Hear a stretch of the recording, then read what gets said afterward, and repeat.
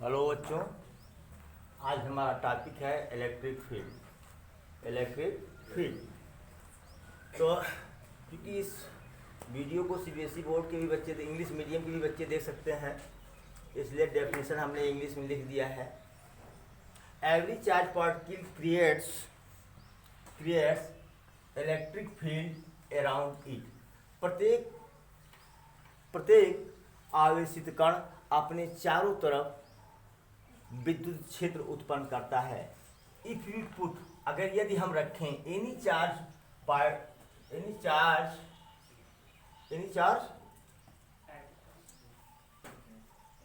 दो बार लिख दिया है, एनी चार्ज क्यू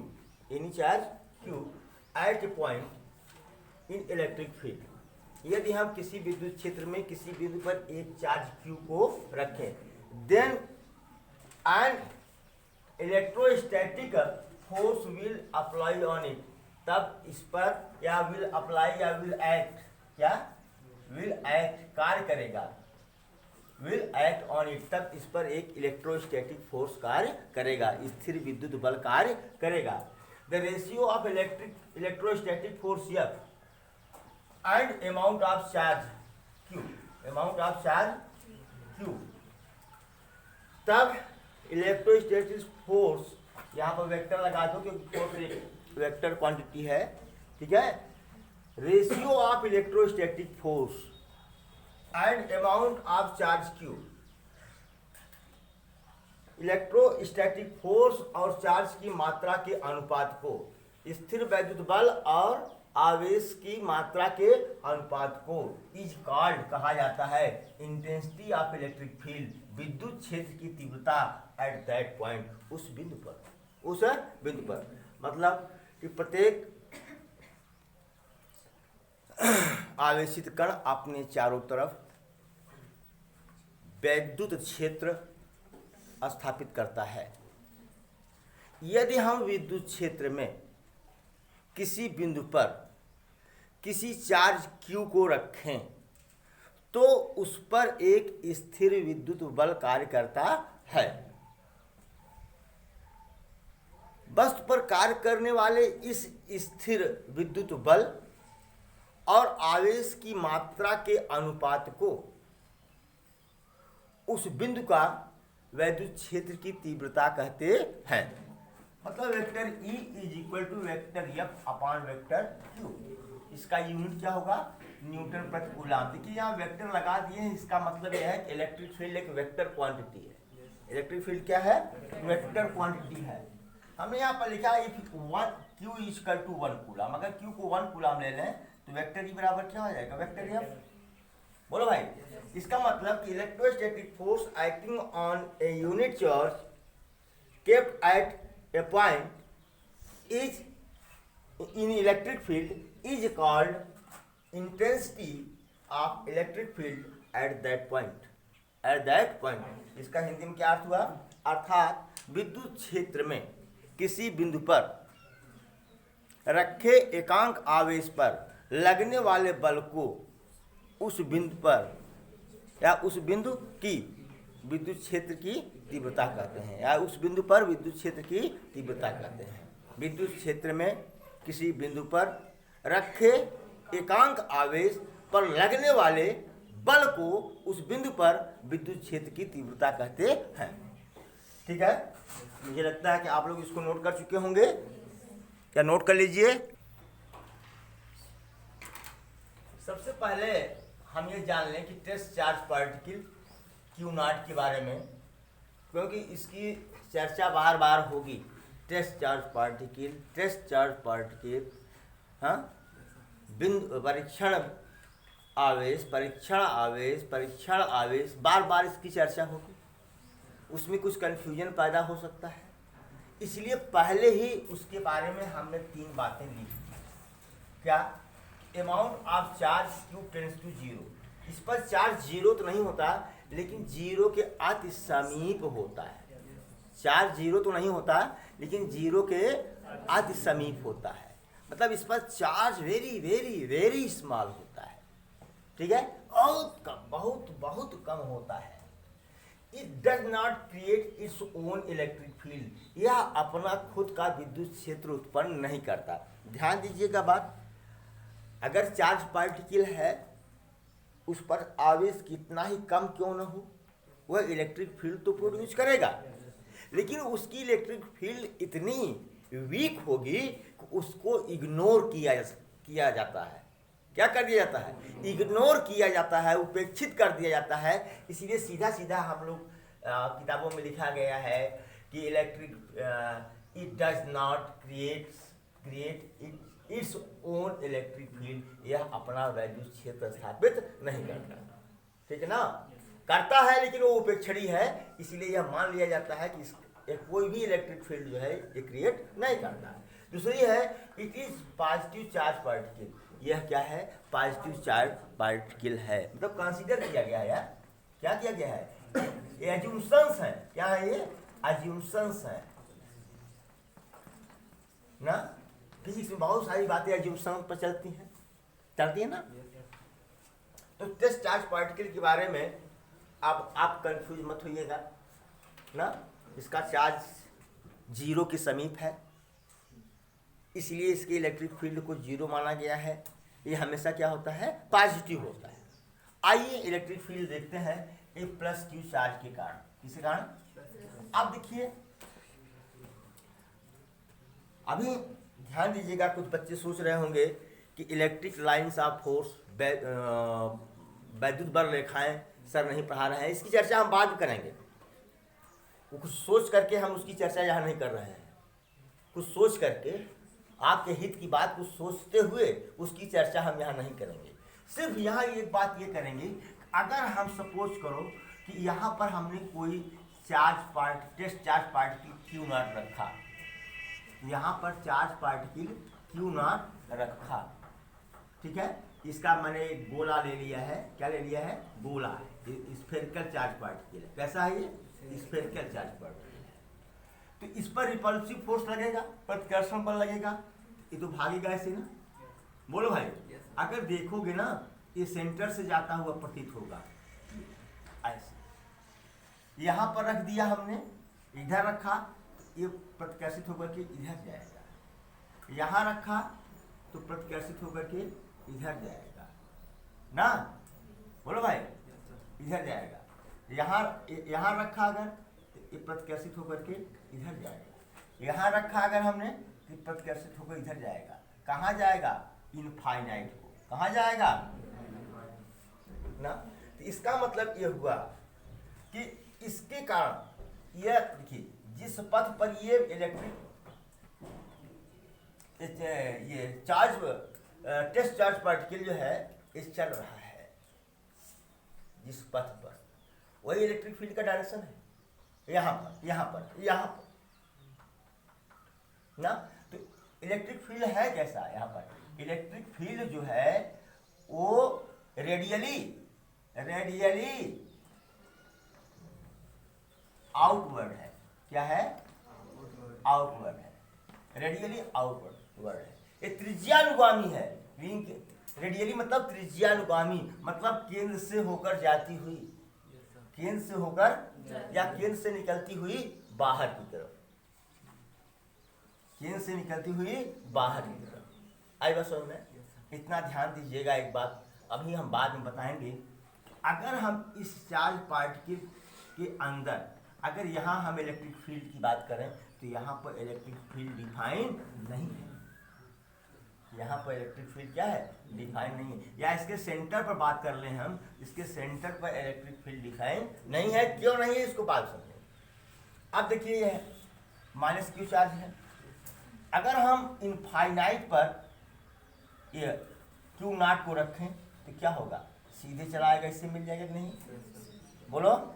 अब यहाँ केंद्र पर मिलती ही प्रतीत होगी। यहाँ रखें, ये सीधा ऐसे आएगा और कहाँ जाता हुआ मिलेगा? सेंटर पर। यहाँ रखें charge particle, test charge particle को, परीक्षण आवेश को यहाँ रखें तो ऐसे जाएगा। बोलो भाई, सबका डायरेक्शन यही है ना। यहाँ रखें तो ऐसे आएगा। बोलो, आएगा ना। तो अगर नेगेटिव चार्ज है, अगर पॉजिटिव चार्ज है इस इलेक्ट्रिक फील्ड कहाँ है? Radially outward.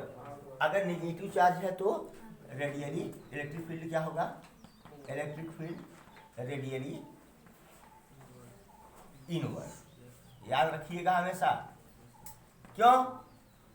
क्योंकि ये माइनस चार्ज जो है टेस्ट चार्ज पार्टिकल को अट्रैक्ट करेगा, इनफाइनाइट से अपने सेंटर की तरफ खींचेगा।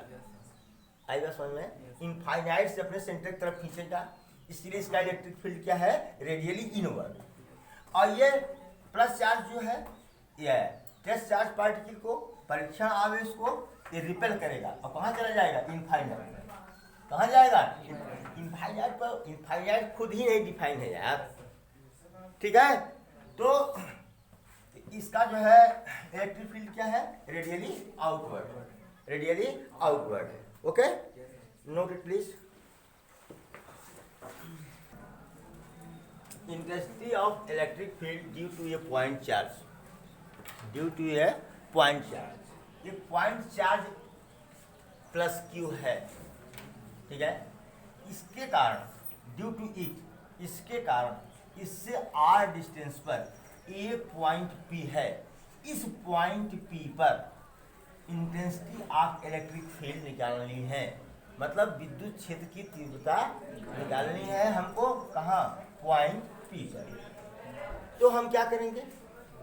यहाँ पर एक test charge particle Q naught रखेंगे, एक test charge particle Q naught रखेंगे। तो एफ इक्वल टू वन, ये मान लीजिए ये वन है, ये टू, चार्ज वन है, चार्ज टू है, या इसको हम ए भी मान सकते हैं। पॉइंट ए है, पॉइंट बी है। ये बोलो भाई, पॉइंट बी पहले से ही रख ले लिया हमने। F equal to K Q Q naught upon R square, इधर ए टू पी। बोलो भाई, याद है? E equal to what? Vector F upon Q naught. बोलो भाई, बराबर क्या हो जाएगा? K Q upon R square. Direction क्या होगा? वही, क्योंकि इस पर रिपल्सिव फोर्स लगाएगा ना भैया, तो इस पर जो डायरेक्शन होगा ई का, ए से पी की ही तरफ होगा, ठीक है ना? ए से पी की तरफ, इधर फोर्स उधर इलेक्ट्रिक फील्ड, ठीक है? तो ए टू पी, ओके? क्या का इसका अमाउंट लिखें? ई बराबर F sorry 1/4 pi epsilon Q upon R square. अगर केवल मैग्नीट्यूड की बात करें तो, केवल मैग्नीट्यूड की बात करें तो ये हो जाएगा, ओके? अच्छा चलिए, अब इलेक्ट्रिक फील्ड की डेफिनेशन तो पहले लिखाई जा चुकी है, ठीक है? चलिए, अच्छा एक बात ये बताइए, अगर हम r बराबर 0 ले लें, r बराबर 0 ले लें, ध्यान दीजिएगा, ध्यान दीजिएगा, यहाँ रखेंगे तो इलेक्ट्रिक फील्ड कुछ और होगी, r का मान कुछ और होगा। यहाँ रखेंगे तो इलेक्ट्रिक फील्ड का मान, इस टेस्ट चार्ज पार्टिकल को, परीक्षण आवेश को, या इसको छोड़ दीजिए, इस बिंदु पर, इस बिंदु पर, इस बिंदु पर, इस बिंदु पर, हर बिंदुओं पर ई का मान क्या होगा? अलग अलग होगा कि नहीं होगा? बोलो भाई, यानी जैसे आर बढ़ेगा, आर बढ़ेगा तो ई का मान क्या होगा? घटेगा, और आर घटेगा तो ई का मान, यानी दूरी बढ़ेगी तो ई का मान घटेगा, और दूरी घटेगी ई का मान बढ़ेगा। अगर दूरी को 0 कर दिया जाए तो क्या होगा? ई बराबर 1/4 pi epsilon Q upon 0 dash infinity, and infinity is not defined. बोलो यार, नॉट। कुछ लोग कहते हैं साहब जब आर 0 हो जाएगा तो इलेक्ट्रिक फील्ड का मान इनफाइनाइट हो जाएगा, मतलब बहुत स्ट्रॉन्ग इलेक्ट्रिक फील्ड होगी। ऐसा कुछ नहीं है। कह रहे हैं कि इलेक्ट्रिक फील्ड का मान अनंत हो जाएगा। नहीं भाई, अनंत तो डिफाइन ही नहीं है। तो इसका मतलब क्या है? अभी जो हमने बताया था, क्या कि electric field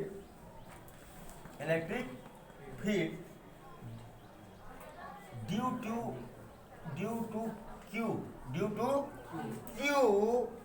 on its own position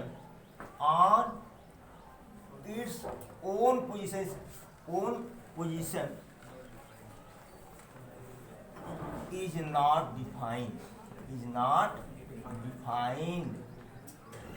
जिस स्थान पर कोई बिंदु आवेश रखा गया है उस स्थान पर इलेक्ट्रिक फील्ड डिफाइन नहीं है ना। ऐसा कभी मत सोचिएगा कि अगर R0 होने पर इलेक्ट्रिक फील्ड की इंटेंसिटी बहुत अधिक हो जाएगी, अनंत के करीब पहुंच जाएगी, ऐसा मत समझिएगा, क्योंकि इनफाइनाइट तो डिफाइन ही नहीं है। इसलिए किसी चार्ज के कारण उसके खुद के स्थान पर जो इलेक्ट्रिक फील्ड होगी वो डिफाइन ही नहीं है, उसके बारे में कोई प्रेडिक्शन हम नहीं कर सकते। Okay, note it please.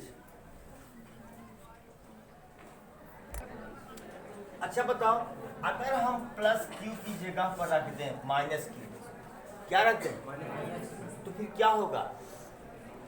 क्या ई का अमाउंट अभी जो हमें निकाला है 1/4 pi epsilon Q upon R square बदल जाएगा? क्या ये अमाउंट बदल जाएगा? नहीं बदलेगा। बदलेगा क्या? सिर्फ vector E 1/4 pi epsilon Q upon R square. अब तब जब यहाँ निगेटिव रखेंगे तब ये क्या करेगा? ये टेस्ट चार्ज पार्टिकल को अट्रैक्ट करेगा। क्या करेगा? तब इसका डायरेक्शन क्या हो जाएगा? इधर का हो जाएगा, इधर का, इधर का। ठीक है, क्या हो जाएगा? ये P2 A। समझ गए कि नहीं? अगर यहाँ पर हम माइनस चार्ज रखें तो इसका मतलब ये हुआ, अगर हमको वेक्टर फॉर्म में निकालना होगा इन वेक्टर फॉर्म ना, we have to take charge with sign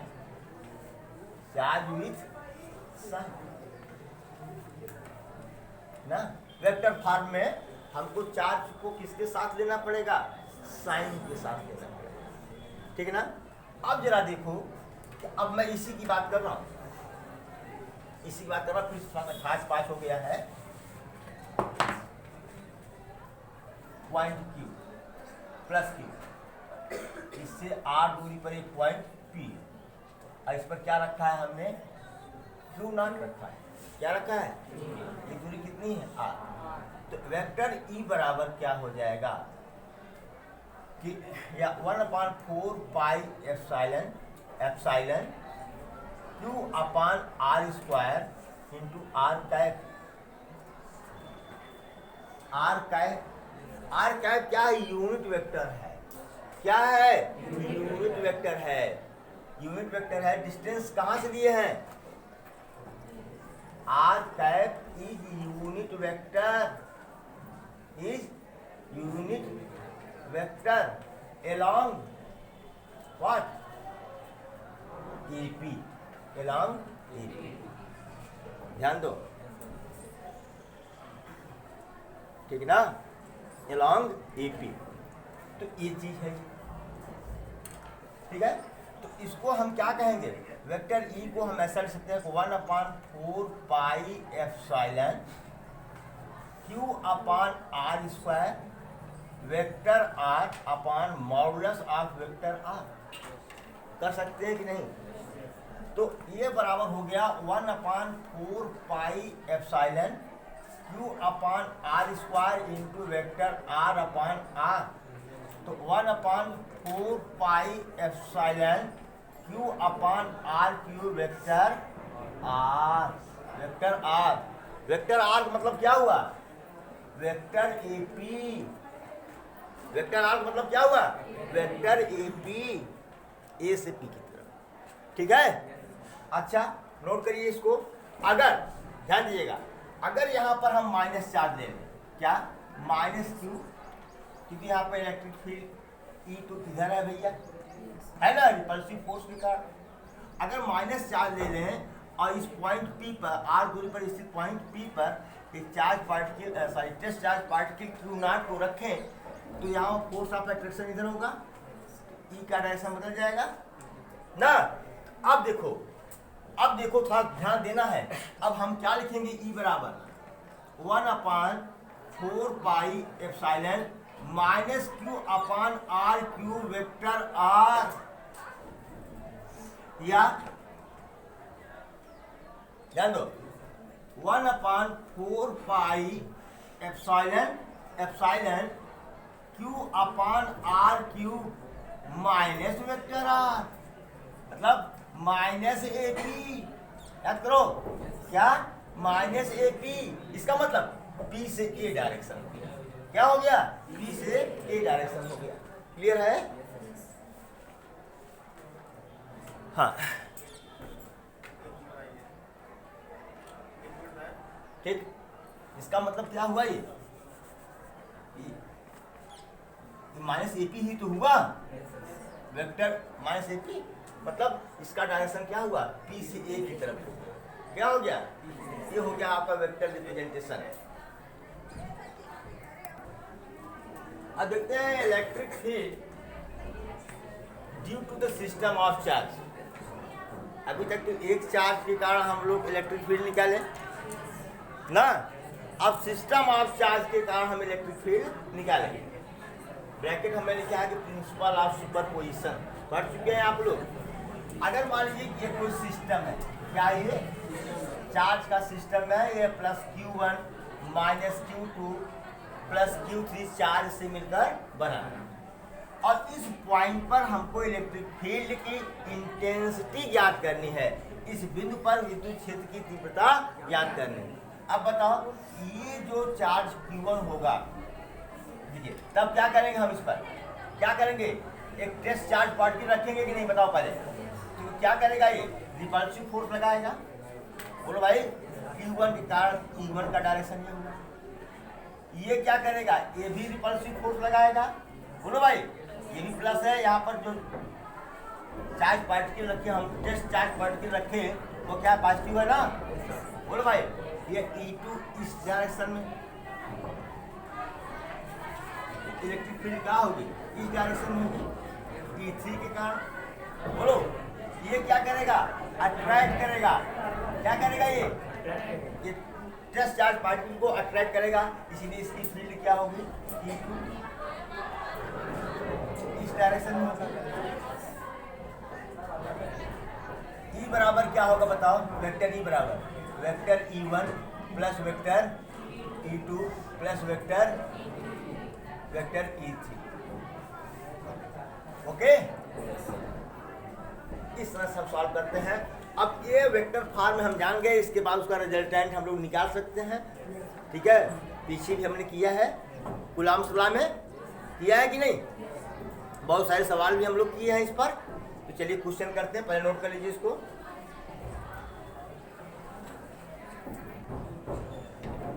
एक क्वेश्चन है,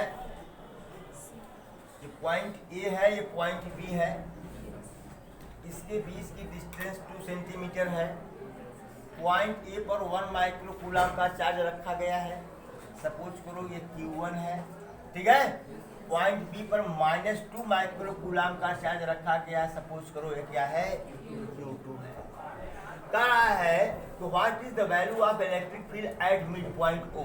मिड पॉइंट ओ पर इलेक्ट्रिक फील्ड की वैल्यू क्या होगी, ध्यान दीजिए। तो यहाँ पर हम पहले टेस्ट चार्ज पार्टिकल रखते हैं, ध्यान दो। तो इसके कारण जो है इलेक्ट्रिक फील्ड तो ऐसी होगी भैया ना, बोलो, ये E1 हो गया या E हो गया, ये ए के कारण।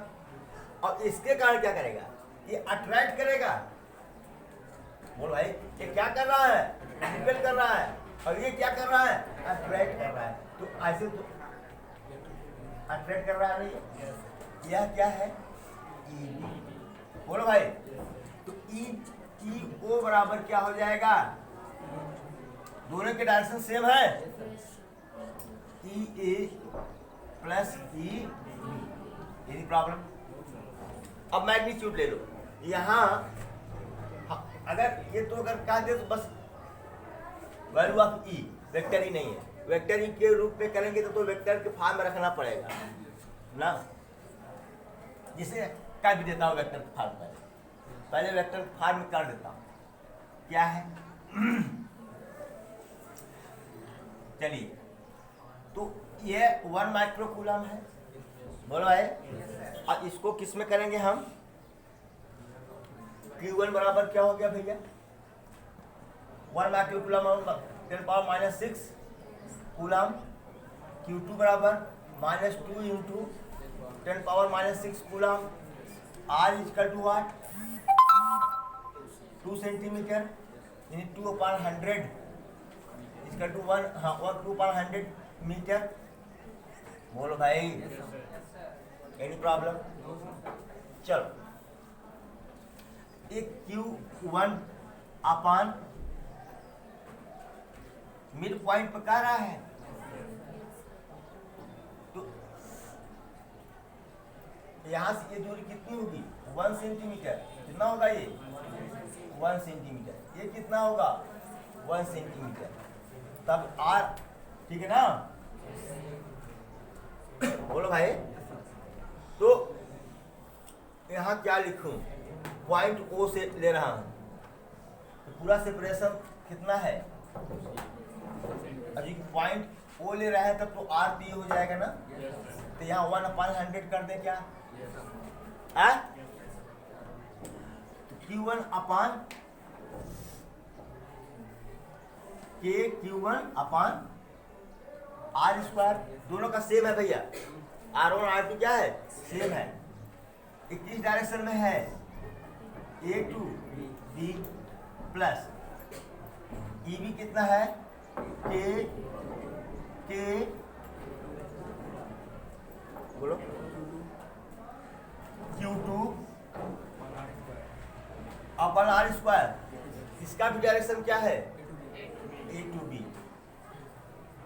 A टू, दोनों का डायरेक्शन सेम है। इसका मतलब क्या हुआ कि अगर हम K अपान R स्क्वायर कॉमन ले लें, क्या बचा, Q1 प्लस कहाँ है, A टू B।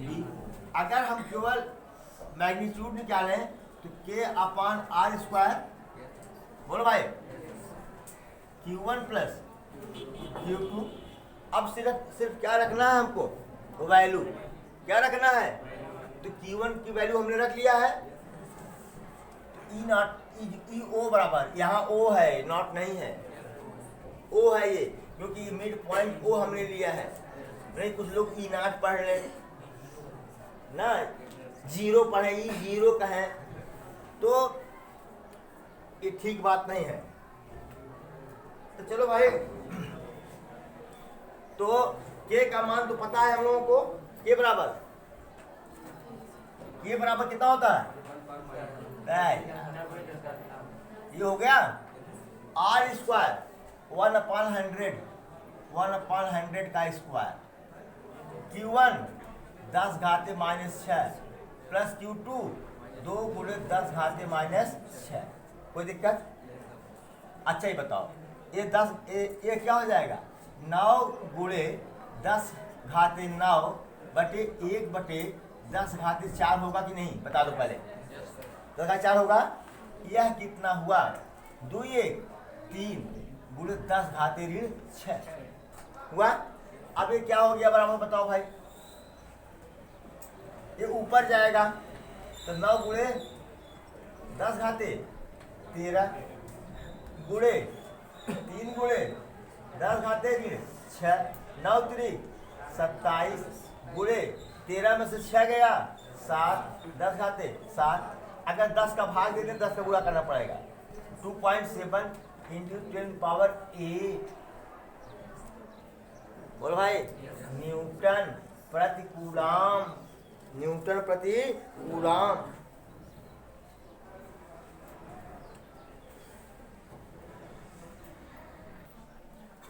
दूसरा क्वेश्चन है कि 2 चार्ज पार्टिकल है Q और प्लस 4Q पॉइंट A और पॉइंट B पर स्थित हैं, ठीक है। और इनके जो बीच की डिस्टेंस है वो R है। क्या है, आर है। कह रहा कि where is E is equal to 0। ध्यान दीजिएगा, जब कूलॉम्स लॉ में हम लोग न्यूमेरिकल लगवा रहे थे उस समय हम लोग कहे थे कि अगर चार्जेस के करेक्टर सेम हैं ना, तो न्यूट्रल पॉइंट कहाँ होगा, इन दोनों के बीच में, इसी लाइन पर कहीं पर ना, याद है, यहीं पर होगा ना। वैसे भी देख लो, ई का मान 0 कह रहा है, अगर यहाँ पर कोई test charge particle Q naught रखें कि कहाँ चला जाएगा, ये इन्फिनिटी को चला जाएगा, ये 0 होगा, क्योंकि ये भी रिपल्सिव फोर्स लगाएगा इस डायरेक्शन में और यह भी रिपल्सिव फोर्स लगाएगा इस डायरेक्शन में। अगर इधर रख दें तब भी ये भी रिपल्सिव फोर्स लगाएगा, ये भी लगाएगा, फिर कहाँ चला जाएगा, ये इनफाइनाइट को ना।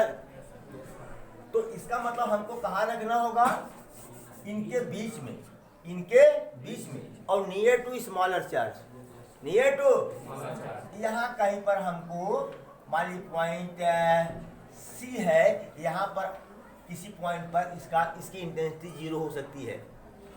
क्यों क्यों क्योंकि ये लगाएगा रिपल्सिव फोर्स इस डायरेक्शन में, बोलो भाई, और ये लगाएगा रिपल्सिव फोर्स इस डायरेक्शन में। जिस पॉइंट पर दोनों चार्जेस के कारण प्रतिकर्षण बल बराबर होगा, जिस पॉइंट पर दोनों आवेशों के कारण प्रतिकर्षण बल बराबर होगा, उसी पॉइंट पर, उसी बिंदु पर चुंबकीय क्षेत्र की तीव्रता क्या होगी, 0 होगी।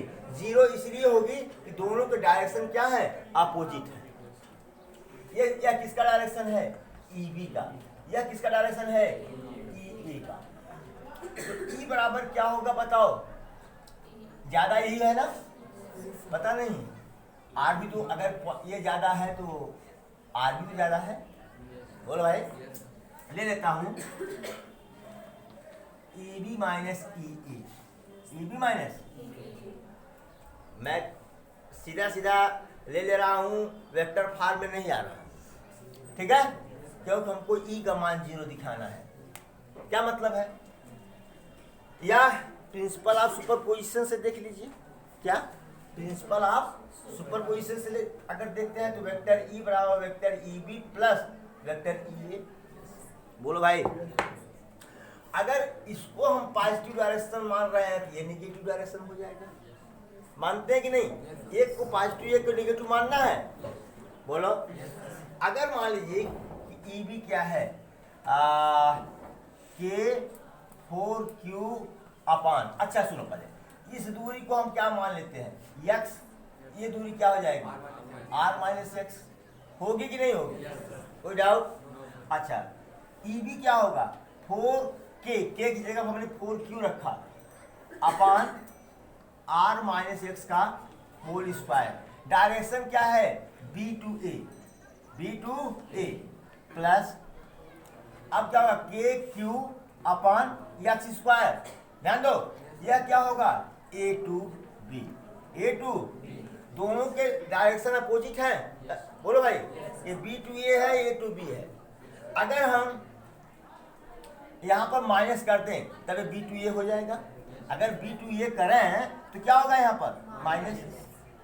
वैसे भी चलिए छोड़िए, तो क्या हम इसको नहीं लिख सकते, 4KQ upon r minus X का whole square, B to A, B to A, यहाँ आपको B A लिख दिए हैं, लिखना चाहिए था हमको B to A minus KQ upon X square, B to A, minus sign ले लिए, बोलो भाई, बराबर क्या होगा, वेक्टर ई बराबर, ध्यान दो, KQ, अच्छा, अब ये कारण, अच्छा सुनिए पहले, इसको हम ऐसे भी लिख सकते हैं, 4KQ upon r minus X का whole square plus minus KQ upon X square, क्या B to A, बोलिए, होगा कि नहीं। अगर हम, अब क्या कह रहा है, E is equal to 0, E is equal to, यानी मैग्नीट्यूड के 0 होने की बात कह रहा है। तो क्या हम नहीं लिख सकते 4k∗ upon r minus X का whole square minus k∗ upon X square is equal to 0, या 4k∗ upon r minus X का whole square is equal to k∗ upon X square. कर सकते हैं, ये कैंसिल हो गया, इज इक्वल टू यार, इज इक्वल टू, ठीक है, ट्रांसफर कर दिया इधर। इसका मतलब कि 4x square is equal to r minus X का होल स्क्वायर। ध्यान दो, यानी 2x is equal to plus minus r minus X, taking positive sign, तो 2x is equal to r minus X, r minus, यानी दिख रहा है क्या, 3x is equal to what, इधर आएगा 3x हो जाएगा r, x is equal to r by 3, x is equal to r by 3। ध्यान दीजिए पहले यहां से B से जो इस पॉइंट C की दूरी होनी चाहिए वो r से कम होनी चाहिए कि नहीं, r से कम होनी चाहिए ना। तो जरा BO देखो कितना है, r minus X, r minus r by 3 बराबर 2r बाई 3। इसका मेरा आंसर क्या हुआ, करेक्ट हो गया, वेरीफाई कर रहा है ना। अच्छा वैसे भी जरा देखिए, आंसर मेरा हो गया, आंसर मेरा हो गया, क्योंकि अगर A से r दूरी पर है तो B से कितनी दूरी पर होगा, 2r/3 दूरी पर होगा, ठीक ना। अगर हम माइनस साइन लेते हैं, क्या लेते हैं, माइनस साइन, तो 2x is equal to, 2x is equal to minus r plus x हो जाएगा, यानी x is equal to minus r। ध्यान दो पहले ना, तो BC कितना हो जाएगा, B से दूरी BC बराबर r minus X, r minus minus r बराबर 2r। क्या BC 2r हो सकता है, क्या हो सकता है क्या, इसका मतलब ये क्या हुआ, इम्पॉसिबल।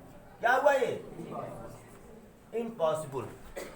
जरा देखूं दिख रहा है कि नहीं, पॉसिबल तो दिख रहा है, इम्पॉसिबल, इम्पॉसिबल, समझ गए कि नहीं। यहां से हमको वेरीफाई करना है कि r की x की कौन सी वैल्यू सही है और कौन सी वैल्यू गलत है। बात समझ गए कि नहीं। अगर x बराबर माइनस r ले लें तो BC दूरी क्या हो जाएगी, जरा देखो पहले, BC दूरी 2r हो जाएगी, जो इम्पॉसिबल है। 2r तो कहीं पर इधर न होगा भैया, और इधर तो पॉसिबल ही नहीं है, ये पॉइंट तो बीच में है, इसलिए x बराबर क्या सही है, r बाई 3, तब BC बराबर क्या हो जाएगा, 2r बाई 3। ओके, तो ये वैल्यू क्या है, इम्पॉसिबल, और यही वैल्यू क्या है, पॉसिबल है, यही हमारा क्या है, आंसर है। ठीक है, नोट इट प्लीज।